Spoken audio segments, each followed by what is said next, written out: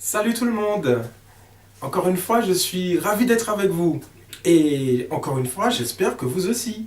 Si je vous dis John C. Reilly, vous allez me dire, c'est qui celui-là? En fait, c'est un second rôle régulier du cinéma américain qui est là depuis très longtemps et que forcément vous avez déjà vu en quelque part.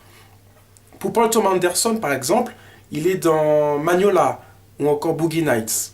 Chez Martin Scorsese, on l'a vu dans Aviator ou encore Gangs of New York. Il n'y a pas si longtemps, il était dans Les Gardiens de la Galaxie. À côté de lui, bien évidemment, l'immense Joaquin Phoenix.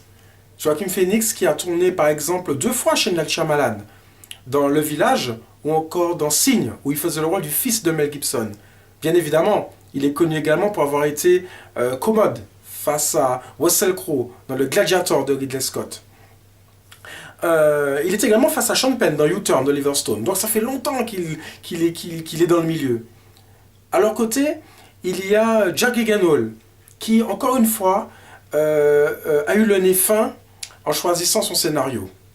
De Donnie Darko, en passant par Prisoners et Enemy, 2 films de Denis Villeneuve, eh bien, on l'a vu dans Night Call, aux côtés de Riz Ahmed.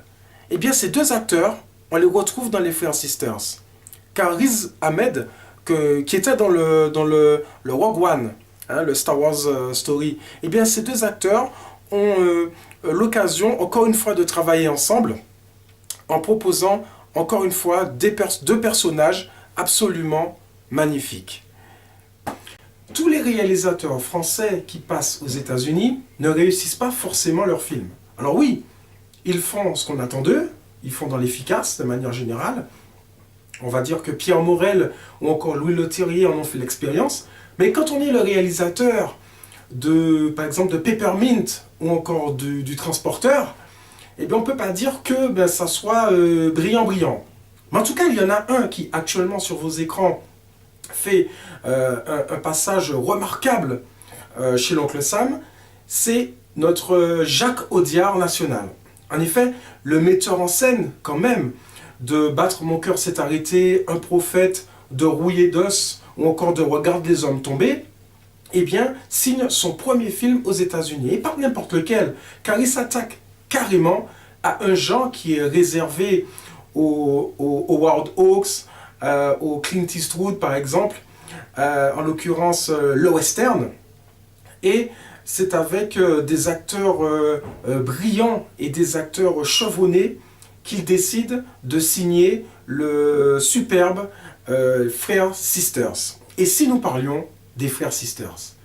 En fait, comme à son habitude, Jacques Audiard prend le soin de dépeindre à travers un genre, en l'occurrence là, le western, de dépeindre des personnages hauts en couleur qui sont fascinants à suivre, car tout simplement, il y a toute une progression psychologique avec eux, car le point de départ n'est jamais le point d'arrivée. Je veux dire par là qu'il y a une certaine forme de voyage initiatique, de voyage psychologique, mais entrecoupé effectivement de séquences assez violentes qui permettent à ces personnages de traverser une aventure, de traverser des épreuves qui vont mettre à mal ce en quoi ils croient, leurs convictions, mais également les renforcer, ce qui fait toute la dualité, toute la richesse de la nature humaine. Il est vrai que quand on regarde les Frères Sisters, on peut s'empêcher de penser à d'autres westerns qui, dans leur temps, ont brillé par leur réussite. Par exemple, Walter Hill, dans Le Gang des Frères James. On sent que Jacques Audiard se rapproche beaucoup de la sécheresse de Walter Hill, c'est-à-dire que les coups font très mal et les coups de feu se font ressentir. On pense également forcément à Clint Eastwood pour cette espèce de voyage, comme il avait fait dans le Impitoyable, par exemple, son chef-d'œuvre crépusculaire, ou encore dans José Wells hors-la-loi. Jacques Audiard est donc au carrefour de toutes ces influences, sans jamais oublier sa ligne directrice, qui est celle de coller au plus près au caractère de ces personnages. il prend le temps de s'arrêter véritablement et de s'intéresser à ce qu'ils font, à ce qu'ils ressentent, à ce qu'ils pensent. Et c'est ça qui fait toute la richesse de ce western, qui est très loin de ressembler à ce qu'on appelle un western classique.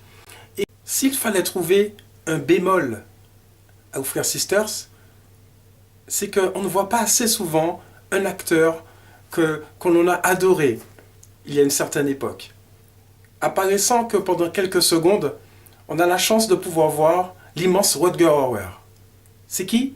C'est l'acteur fétiche de Paul Verhoeven, dans sa période hollandaise. Avec comme point d'orgue le magnifique La chair et le sang. C'est le répliquant philosophe face à Harrison Ford dans Blade Runner, ou encore le tueur psychopathe de Hitcher de Robert Harmon. Dommage, on ne le voit pas assez, mais il est là quand même. Allez, ciao Rutger. Yeeha! Allez, à bientôt. Bye bye.